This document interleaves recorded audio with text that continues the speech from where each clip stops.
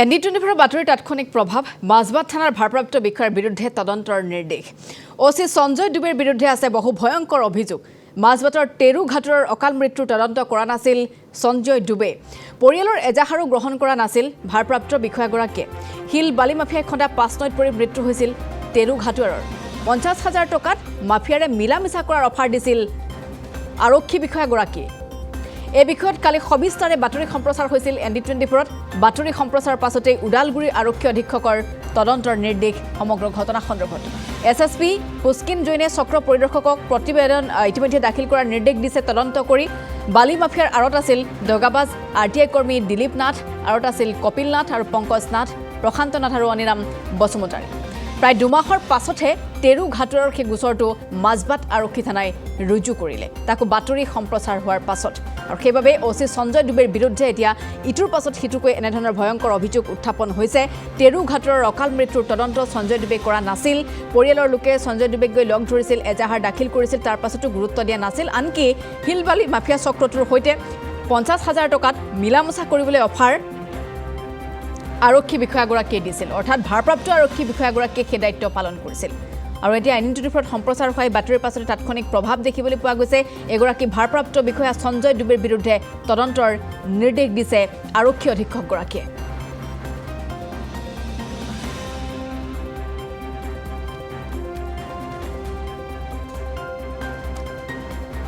এগৰাকী ভাৰপ্ৰাপ্ত বিষয়াই হিল বালি সেই মাফিয়া চক্ৰটোৰ সৈতে জড়িত হৈ পৰিছিল যেতিয়া টেৰুৰ মৃত্যু হৈছিল টেৰু ঘাটৰ মৃত্যুৰ সময়ত 50,000 টকাত হিলবালি মাফিয়া চক্ৰৰ সৈতে কথা বতৰা পাতি মিলামিছা কৰিবলৈ কৈছিল তথাপিও সেই গোচৰটো লোৱা নাছিল কাৰণ সেই গোচৰটো ললে সকলোবোৰ পোহৰলৈ আহিব তদন্ত কৰিব লাগিব একেলগে হনা পিটিকা কৰা হিলবালি সেই মাফিয়া চক্ৰটোৰ বিৰুদ্ধে নদীত কেনেধৰণে খনন চলাইছিল আৰু সেই গাঁতত পৰি দুগৰাকীকৈ ব্যক্তিৰ মৃত্যু হৈছে আৰু বহু ঘটনা আছে যিসমূহ ঘটনাৰ আজিলৈকে এজাহাৰে গ্ৰহণ নকৰিলে সঞ্জয় দুবে মাজবাট থানাৰ ভাৰপ্ৰাপ্ত বিষয়া হৈছে সঞ্জয় দুবে ঘটনাৰ আৰম্ভণিৰ দিনটোৰ পৰাই সঞ্জয় দুবেৰ বিৰুদ্ধে ভয়ংকৰ অভিযোগ উত্থাপন হৈছে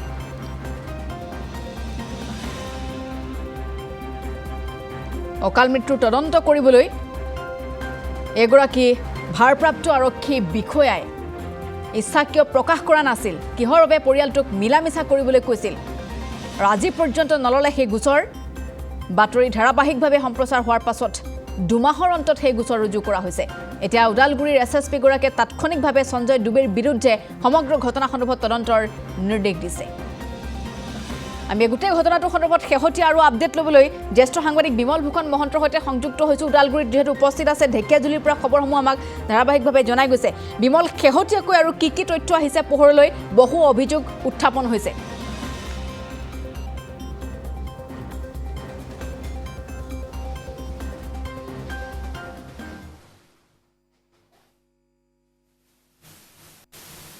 হয় সেই ন্যায়ৰ যিখন যুঁজ এই যুঁজখন কৰবাত যেন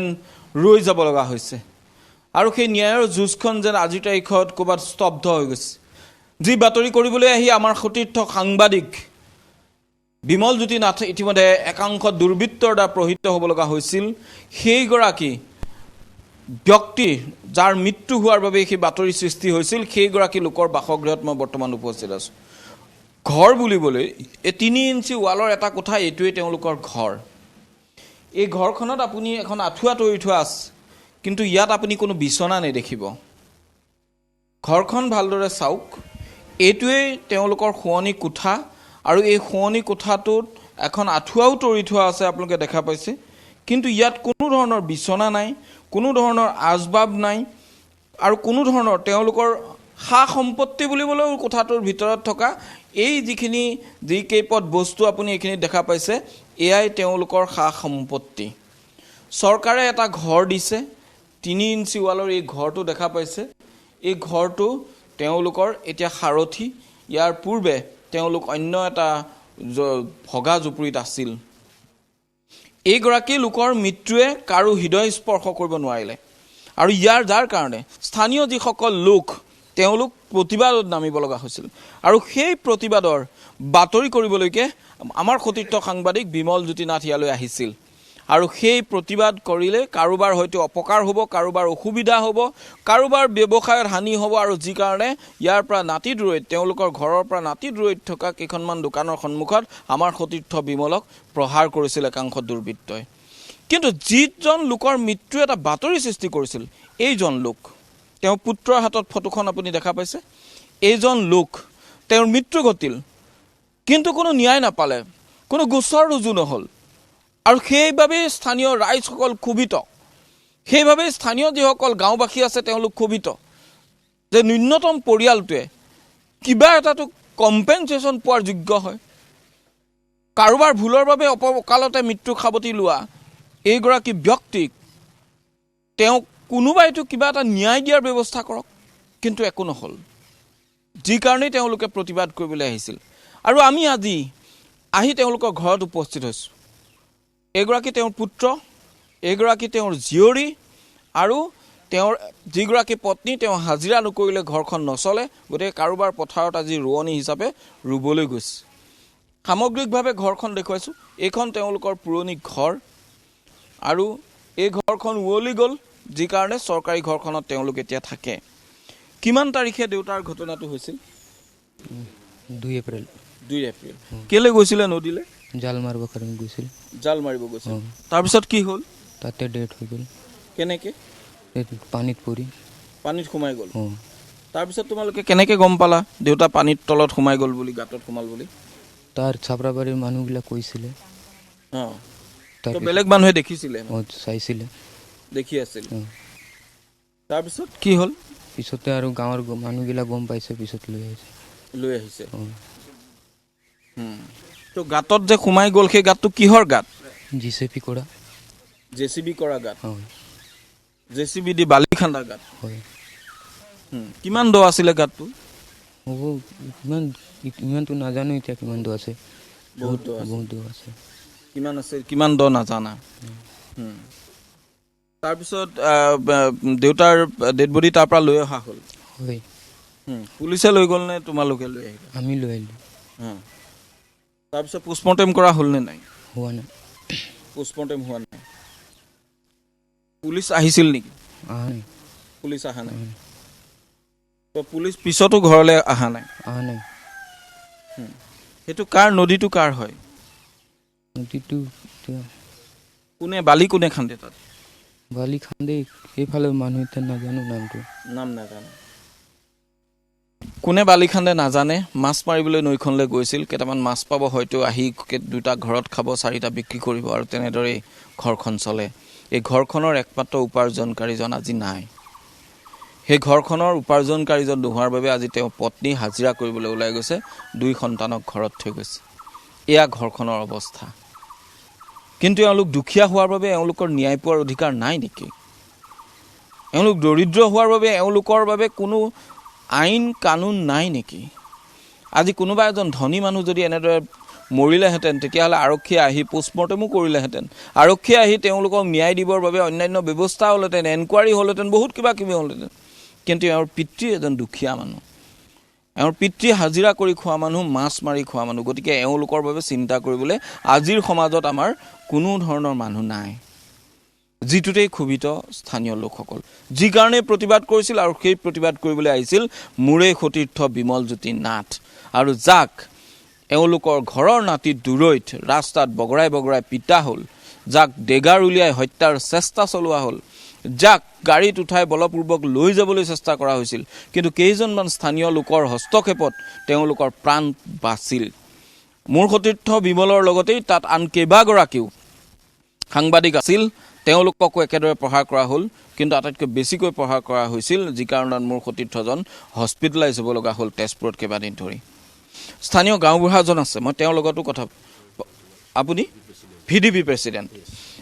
আপুনি গোটেই কথাটো গম পায়নে? হয়, মই গম পাওঁ, আৰু যেতিয়া ডেথ হৈছিল তেতিয়া মই গৈছিলোঁ। প্ৰথমতে মোকে ফোন আহিছিল মোৰ মোবাইলত, তাৰপিছত মই তেওঁলোকৰ ৰিলেশ্যনৰ মানুহকেইটাক মোক ইনফৰ্মেশ্যন জনালোঁ যে তোমালোকৰ ঘৰৰ গাঁৱৰ মানুহ আমাৰ এই 5 নৈ নদীখনত মানে মাছ মাৰিব যাওঁতেই জেচিবি খন্দা খালত পৰি পেলাই মানে মৃত্যুবৰণ হৈছে। তাৰ JCB খালা খাল মানে কেলে খান্দিছিলে তাত খান্দিছে অবৈধভাৱে এইটো আজি মানে শিল বালি খান্দি পেলাই আজি কেঁচাৰ মিলত জোননাথ বুলি কয় আপোনালোকে হয়তো গম পাব পাৰে 5 নাৰায়ণকাঠি পৰা কেঁচাৰ মিল এখন আছে তাতে মানে অবৈধভাৱে ডাম্পাৰ 2খন 3খন ৰাতি দিনে একদম 24 আৱাৰ্ছ ক'ব গ'লে এইটো ভুল নহ'ব লৈ পেলাই যায় আৰু তেনেকুৱা হিচাপত খণ্ডন হিচাপত অবৈধ হিচাপত কাম কৰি থকা অৱস্থাত তাতে আমাৰ গাঁৱগঞা ৰাইজে গৈ পেলাই মাছ মাৰে বা শিল বালি বেলচাত উঠাই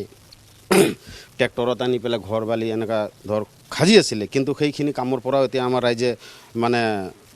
বঞ্চিত হৈ আছে প্লাছ তেওঁলোকে এতিয়া কি কৰিছে পকলেন আনিছে JCB আনিছে আনি পেলাই মানে ডাম্পাৰ দি পেলাই মাল কঢ়িয়াই আছে অবৈধভাৱে এনেকুৱা যি কৰিছে সেই হিচাপত চাব গ'লে আজি আমাৰ গাঁৱৰ মানুহ বুলিও নহয় আজি চাপৰাবাৰী গাঁৱৰে গাভৰুপাৰাৰ মানুহ এনেকুৱা মানে তাত যদি যোৱা যায় তেতিয়াহ'লে আপোনালোকে চাব পাৰে এতিয়া আমাৰ লগত আপোনালোকে যাব পাৰে সেই জেগাখনত য'ত নেকি ডেড বডি হৈছিলে তাত আপোনালোকে গৈ পেলাই একদম স্কিতভাৱে আপোনালোকে ল'ব পাৰিব কাৰণ আপুনি যদি তাত নদীখনত যায় আপোনাৰ চকুত আপুনি চাই পাব বালি বা শিল ওপৰত পানী 1 ফুট বা 1.5 ফুট থাকিব কিন্তু শিল বালি আপুনি আপোনাৰ চকুত একদম স্পষ্টভাৱে চাই পাব যদি আপুনি ভৰিটো দিয়া যায় তেতিয়াহ'লে বস্তুটো পিলিং চিষ্টেমত আছে একদম সঁচা কথা আপুনি ডাইৰেক্ট ভিতৰত গুচি যাব যাৰ ফলত নেকি এটা হাতী ডুব যায় এতিয়া আপুনিও ধৰিব নোৱাৰিব ময়ো ধৰিব নোৱাৰোঁ কাৰণ মই আপোনালোকৰ এই কি আছিলে ND 24 চেনেলৰ মাধ্যমৰ থ্ৰু দি মই জনাব বিচাৰিছোঁ আজি আমাৰ আদিবাসী সমাজখনত আজি এনেকুৱা দুখীয়া পৰিয়াল ঘৰৰ এটা মানুহ মৃত্যু হৈছে নদীখনত মানে পৰি পেলাই সেই হিচাপত আজি 2 মাহ উকলি গুচি গ'ল কিন্তু আজি আমাৰ গাঁওখনত কোনো এটা ভাল বা কেঁচাৰ মিলৰ মালিক পৰ্যন্ত বা এছিষ্টেণ্ট মেনেজাৰ যিকোনো এজন আহি পেলাই আমাৰ ইয়াত কোনো এটা খা খবৰ নল'লে সেই গতিকে আমি দুখিত আছোঁ কিন্তু এতিয়া যি দেখি আছোঁ তেওঁলোকৰ কাৰণে আমাৰ মানুহ মৰি আছে বা আমি কষ্ট পাই আছোঁ আমাৰ গাঁৱৰ মানুহ চলিব অসুবিধা হৈছে আজি আমাৰ গাঁৱৰ পৰা বালু চালিবৰ কাৰণে শিল চালিবৰ কাৰণে গৈ পেলাই আজি কৰ্মৰত্ন কৰি আহি গাঁৱৰ ল'ৰা ছোৱালীক পোহপালন দি আছিলে সেইখিনি অবৈধভাৱে তেওঁলোকে এইখিনি JCB খন্দাই মানে গাত গোট কৰাৰ কাৰণে আমাৰ গাঁও আজি বঞ্চিত হৈ আছে যাৰ ফলত হাজিৰা কৰিবলৈও যাব নিদিয়ে হাজিৰা কৰিব কেনেকুৱা যিহেতু এতিয়া JCB সোমাইছে JCB ডাম্পাৰ দি মাল টনাই আছে আজি আমি কোনোবাই বেলচা মাৰি পেলাই আনিব তাত চান্স আছে নেকি নিদিয়ে না আৰু তেওঁলোকে যদি কোনোবাই ট্ৰেক্টৰত বেলচা মাৰি 2টা হাজিৰা লৈ পেলাই বালি নিজৰ ঘৰত আজি চাওক মই আমাৰ গাঁৱৰ 2-4খন ঘৰ চৰকাৰী ঘৰ মই বনাই আছোঁ আজি আপোনালোকৰ চেনেলৰ মাধ্যমত মই কৈ আছোঁ আজি 2 মাহ ধৰি আমি শিল বালি আনিব পৰা নাই কাৰণ কিয় এইবিলাকৰ ঘটনাৰ কাৰণে আমি তেতিয়া ধৰক ময়ে ঘৰ বনাই আছোঁ মই যদি ঘৰবিলাক সম্পূৰ্ণভাৱে বনাই দিব নোৱাৰোঁ তেতিয়াহ'লে আমাৰ গাঁৱৰ মানুহ মোক দুখ ধৰিব কিন্তু দুখ ধৰিলে এতিয়া আমি তাত যদি ট্ৰেক্টৰ এখন লৈ পেলাই যাওঁ আমাৰ দুৰ্বৃত্ত আপোনালোকে কৈছে যে মাফিয়া কেইজনমান আছিলে কেইজন কি কৰিছে তেওঁলোকে এই কেঁচাৰ মিলৰ লগত বা পুলিচ ডিপাৰ্টমেণ্টৰ মানুহৰ লগত সিহঁতৰ মিল জিল আছিলে মোকামিলা কৰি পেলাই তেওঁলোকে চলি আছিলে কিন্তু আমাৰ গাঁৱৰ লোকেল 1-2 ঘৰ ট্ৰেক্টৰ আনি পেলাই যদি কাম কৰিব যায় তেওঁলোকে পুলিচক লগাই পেলাই পুলিচক ধৰাই লৈ যায় তো এতিয়া আমাৰ লোকেল যিবিলাক ট্ৰেক্টৰ আছে তেওঁলোকে নাযায় আপোনালোকে যদি ট্ৰেক্টৰ আনে ট্ৰেক্টৰ কেইখন ধৰিব কিন্তু তেওঁলোকৰ ডাম্পাৰত যদি যায় নধৰে এইবিলাক কেতিয়াও ধৰা মানে এইটো চিনে নাই কোনো নধৰে এইটো পুলিচে আহিব হয় মানে ফৰেষ্টৰ আহিব আহি পেলাই আৰু তেওঁলোকে ইনফৰমেশ্যন জনাই দিয়ে যে আমুকৰ ট্ৰেক্টৰ সোমাইছে তেনেকুৱা আপোনালোকে আহক আহি পেলাই আপোনালোকে তদন্ত কৰিব ট্ৰেক্টৰ ধৰি পাব এনেকুৱা ট্ৰেক্টৰ চেক্টৰ লগাই দিয়ে আমাৰ ভয়ত আমাৰ গাঁৱৰ কোনো ট্ৰেক্টৰে নাযায় আৰু খালি চলিব তেওঁলোকৰ কাম যাৰ ফলত নেকি আজি সকলো ৰাইজৰে অসুবিধা হৈ আছে গতিকে আপোনালোকৰ এই আৰু মই দুনাই কৈ আছোঁ আপোনালোকৰ এই মাধ্যমেৰে আমাৰ আদিবাসী ছাত্ৰ সন্থাই আমাৰ ইয়াত উপস্থিত আছে 2-4জন ব্যক্তি আৰু তেওঁলোকৰ পৰা আপোনালোকে ভালকৈ কথা জানিব পাৰিব আপোনাক মই সুধিব বিচাৰিছোঁ আপুনি VDPৰ ইয়াৰ মুখ্য মানুহ হয় নিশ্চয় আপুনি ঘটনাটো হোৱাৰ পিছত আৰক্ষীক জনাইছিলে হয় মই জনাবৰ কাৰণে মই ইয়াত আলোচনা কৰিছিলোঁ যিদিনাখন ডেড বডি আনিলোঁ 3টা বজাত আনিছোঁ 5টা বজাত যেতিয়া নেকি মই তেওঁলোকৰ ৰিলেশ্যনৰ মানুহ আছিলে এইটো সঁচা কথা কৈ আছোঁ মই মানে খুব তেওঁলোকে মোক এটাই দুখ প্ৰকাশ কৰিছে এতিয়া পোষ্টমৰ্টেম কৰিব গ'লে আমাৰ টকা পইচা নাই আমি গৰীব দুখীয়া মানুহ হয় এতিয়া পুলিচৰ কেছত আমি গুচি যাম গতিকে নাৰায়ণ দা আপুনি এক কাম কৰক পুলিচক ইনফৰমেশ্যন জনাব নালাগে আমি বহুত দুখীয়া পৰিয়ালৰ মানুহ যি হৈ গ'ল বোলে আমি আমাৰ কামটো আমি কৰিম তুমি পুলিচক নজনাবা এনেকুৱা বুলি তেওঁ ৰিলেশ্যনৰ মানুহ 2-4জন ব্যক্তি যিবিলাক মূল মানুহ তেওঁলোক মোক মানে মানা কৰিলে তাৰপিছত মই মোৰ ছেক্ৰেটাৰীক জনালোঁ ছেক্ৰেটাৰী কৈছে হ'ব দিয়া একো নাই যদি এনেকুৱা এটা অসুবিধাজনক হৈ আছে তেতিয়াহ'লে আৰু এইটো তুমি ক'ব নালাগে নহ'লে কৰোঁতেতো পইচা দিব নালাগে নহয় মানে পুলিচ আহিব পুলিচ অহাৰ লগে লগে মানে আমাৰ আদিবাসী মানুহ আৰু ইমান এটা জনা শুনা মানুহ নহয় তো সেই হিচাপত মানে তেওঁলোকে পুলিচ বুলি কওঁতে ভয় খালে ভয় খোৱাতে মই কৈছিলোঁ এটা ফটো এটা লাগিব ফটোটো দিম দি পেলাই আৰু ধৰ পুলিচক ইনফৰমেশ্যনটো জনাই দিম অন্যথা পিছত হয়তো কিবা বিপদৰ সন্মুখীন হ'ব পাৰোঁ এই বুলি মই কৈছিলোঁ তেতিয়া কৈছিলে নাই হয় না এইগিলা কোনো বেলেগ নালাগে এনেকা বুলি মানে আদিবাসী ভাষাত মোক কিছুমান কৈছিলে আৰু মাইণ্ডেডলি কিছুমান কথা বেয়া ভাষাৰো মোক ব্যৱহাৰ কৰিছিলে মানে সেইটো সময়ত কথা এতিয়াতো আপুনি ভিডিপিৰ আপুনি এতিয়া ভিডিপি হিচাপে এতিয়াতো আৰক্ষীয়েতো আপোনাক ধৰিব যে আপুনি কিয় খবৰ নিদিলে আপোনাকতো খবৰ দিবৰ কাৰণে ভিডিপি হিচাপে ইয়াত দায়িত্ব দিয়া হৈছিল হয়নে নহয় ইয়েছ মোক যেতিয়া পুলিচে আহিব পুলিচক মই ষ্টেটমেণ্ট মই দিম ছাৰ আজি তাৰিখত মই কৈ আছোঁ কাৰণ যদি পুলিচৰ দায়িত্ব থকা হ'লে আজি এইখন ঘৰত যিটো ঘটনা ঘটিছিলে সেই তেতিয়া চাপৰাবাৰীৰ কেছ লৈ পেলাই আজি নিলম্বন কিহৰ কাৰণে ছাৰ হ'ব লগা হ'ল তেওঁলোকৰ লগত মিলিত জড়িত আছে তেওঁলোক আমাৰ আদিবাসী মানুহ এটা মৰি গ'ল চৰকাৰৰ কিবা হানি পৰি গ'ল না কেঁচাৰ মিলৰ কিবা মালিকৰ ক্ষতি হৈ গ'ল একো হোৱা নাই হৈছে জানো নাই হোৱা তো গতিকে মই ভাবিছোঁ এইটো এতিয়া ধৰক আপোনালোকৰ চেনেলত মই কথাষাৰ কৈ আছোঁ যদিও মানে পুলিচক যদিও মই জনোৱা হ'লেও খুব বেছি হ'লে পোষ্টমৰ্টম কৰিলে হয় পোষ্টমৰ্টম কৰি আনি পেলাই আমাৰ হাতত গতাই দিলে হয় আমাৰ ডেড বডি আমি কৰিলোঁ হয় তাৰ অন্যথা আৰু বিকল্প কিবা কৰিলে হয় নেকি নকৰিলে হয় আৰু মই ভাবিলোঁ এতিয়া যদি টকা পইচা খৰচ কৰিবলগীয়া হ'লে আমি যাৰ তাৰ পৰা 20 টকা 10 টকা 50 টকা এনেকুৱা আমি কালেকশ্যন কৰি আনিহে আমি এইখন ঘৰত কাম পাতিছোঁ আৰু হয়নে নহয় আপোনালোকে গাঁৱৰ ৰাইজ আছে গাঁৱৰ ৰাইজকো সুধিব এইজন খুৰা আছে খুৰাকো সুধিব আমি কোনোবাই 10 টকা কোনোবাই 20 টকা কোনোবাই 100 টকা কোনোবাই 20 টকা এনেকুৱা দি পেলাই সংগ্ৰহ কৰি আমি তেওঁৰ দহা কাজ শ্ৰাদ্ধ আমি কাম পাৰ কৰিছিলোঁ সেই হিচাপত গাঁৱৰ ৰাইজে 10 টকা 20 টকা তুলি শ্ৰাদ্ধ কৰিলে আৰক্ষীৰ ওচৰলৈ নগ'ল সাহায্য আগবঢ়াই পেলাই এই কামখন আমি তেওঁ ভিডিপি তেওঁ আৰক্ষীৰ হৈ কাম কৰে কিন্তু তেওঁ কৈছে যে আৰক্ষীক কৈ কি লাভ হ'ব আৰক্ষীক খুব বেছি পোষ্টমৰ্টমটো কৰি দিব বাকীটো একো তদন্ত নহয় একোতো ন্যায় নাপায় তেওঁ ভিডিপিৰে সদস্য হৈ তেওঁৰে ভৰসা নাই আৰু ভিডিপিৰ বুলি কওঁতে আমাৰ গুৰুত্ব কি দিছে আজি ভিডিপি আমাৰ অসম চৰকাৰে ভিডিপি বুলি কওঁতে গুৰুত্ব কি দিছে আমাৰ ওপৰত গুৰুত্ব কি দিছে ক'ৰবাত কিবা মাৰ্ডাৰ হৈ গ'ল ক'ৰবাত কিবা হৈ গ'ল তেতিয়া হেল্ল' কুৰ্মী ক'ত আছে ছেক্ৰেটাৰী ক'ত আছে প্ৰেচিডেণ্ট ক'ত আছে তেতিয়া কিন্তু অন্যথা এনে কোনো সময়ত আমাক খবৰ ৰাখে নাৰাখে তেওঁলোকৰ কিবা চাহ খৰচ আছে নে কিবা দৰমহা পাতি এনেকুৱা দিছে নে কি কৰিছে মই গতিকে এইটোও কথা মই আপোনালোকৰ মাধ্যমত ক'ব বিচাৰিছোঁ আজি অসম চৰকাৰক হয় কি অৱস্থাত পাইছিলে ডেড বডিটো ছাৰ আমি পথাৰ পৰা আহিলোঁ আহোঁতে আমাৰ নাৰায়ণ কুৰ্মীয়ে ক'লে যে এনেকুৱা হৈ আছে ডেড বডি হৈ গ'ল মই ভাবিছোঁ কিজানি এই মৰা নাই কিজানি এনেকৈ কৈছোঁ এনেকৈ কাম কৰি আহিছোঁ আৰু মানুহটো কাম কৰাৰ টাইমতো আৰু হেৰি ভাগৰ যুগৰ লাগেই তাৰপিছত আমি গৈ পেলাই চাইছোঁ এনেকুৱা হৈ গ'ল যে যিবিলাক এতিয়া JCB খান্দিছিলে সেইবিলাক মানুহে ধৰ এতিয়া সিহঁতে ভয় কৰিছে যে ডেড বডিটো সোনকালে লৈ যায় পুলিচ আহিব কিবা আহিব নহয় জানো কোনে কৈছে তেনেকৈ ইফালে JCB ড্ৰাইভাৰবিলাক সিহঁতে কৈছিলে JCB ড্ৰাইভাৰে সিহঁতে দ খান্দিছে মৰি গৈছে মানুহ তাতে সোমাই মৰিছে না তেতিয়া সিহঁতে কি কৰিছে নাই মানুহজনক তহঁতে সোনকালে লৈ যা নহ'লে পুলিচ আহিব তেতিয়া আমাৰ ভয়ত কি কৰিম আমাৰ গাঁৱৰ লাজ হয় আমিতো আনিব লাগিব উপায়তো নাই সেইটো তাতো পেলাই দিব নোৱাৰে সেইটো তেতিয়া আমি লৈ আহিলোঁ আৰু JCB ড্ৰাইভাৰে ক'লে যে তৎক্ষণাত মৃতদেহটো ইয়াৰ পৰা লৈ যাব লাগে নহ'লে পুলিচ আহিব আৰু তেওঁলোকৰ JCB চলোৱাত অসুবিধা হ'ব ভাবক এজন মানুহ মৰি গৈছে তাত তেওঁলোকৰ একো হিনদেৰি হোৱা নাই কিন্তু পুলিচ আহিলে তেওঁলোকৰ JCB চলাওঁতে অসুবিধা হ'ব এইখন ইয়াৰ প্ৰকৃত ছবি হয়তো দৰ্শকসকলে অনুমান কৰিব পাৰিছে যে এইখন পৃথিৱীত জীয়াই আছে এইসকল লোক এনেকুৱা এখন পৃথিৱী এজন মানুহ মৰি গৈছে তাক লৈ ন্যূনতম সহানুভূতিখিনি নাই ন্যূনতম এই লোকসকলৰ কথা ভাবোতা এজন নাই ইয়াত আজিলৈকে এটা গোচৰ ৰুজু নহ'ল শোণিতপুৰ আৰক্ষীয়ে এটা গোচৰ ৰুজু নকৰিলে আজিলৈকে ঢেকীয়াজুলি থানাই হয়তো গমেই নাপায় যে এনেধৰণৰ এজন মানুহ মৰিল যিখন থানাৰ অন্তৰ্গত লোক বুলি তেওঁলোকে ঠিকনা লিখে সেইখন থানাই গম নাপায় যে আজি এপ্ৰিলৰ 2 তাৰিখে এইখন ঘৰৰ মূল মানুহজন ঢুকাই গ'ল আপুনি গোটেই বিষয়টোত আপুনি কাক জগৰীয়া কৰিব বিচাৰে এক নম্বৰ জগৰীয়া কৰিম মই প্ৰশাসনক আৰু বন বিষয়াক যিবিলাক মানে কি অবৈধভাৱে খনন তেওঁলোকে কৰি আছে তথাপিও একো আইন ব্যৱস্থা নলয় তেখেতসকলক মই এটাই মুখ্যমন্ত্ৰীলৈ মই অনুৰোধ জনাওঁ তেখেতসকলক উচিত মানে তদন্ত কৰি বিহিত ব্যৱস্থা লওক আৰু যিখন ঘৰৰ মৃত্যু হৈছে তেওঁৰ পৰিয়ালক আৰ্থিক সাহায্য বা ন্যায় পাওক বুলি মই ভাবোঁ কি ক'ব আপুনি কিবা ক'ব হয়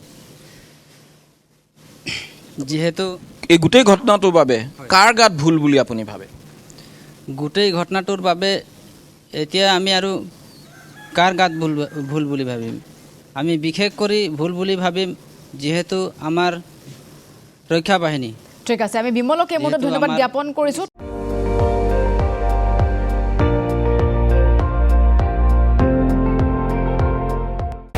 আপুনি চাই আছে ND24 সৰ্বশ্ৰেষ্ঠ নহয় সৰ্বোত্তমৰ দৌৰ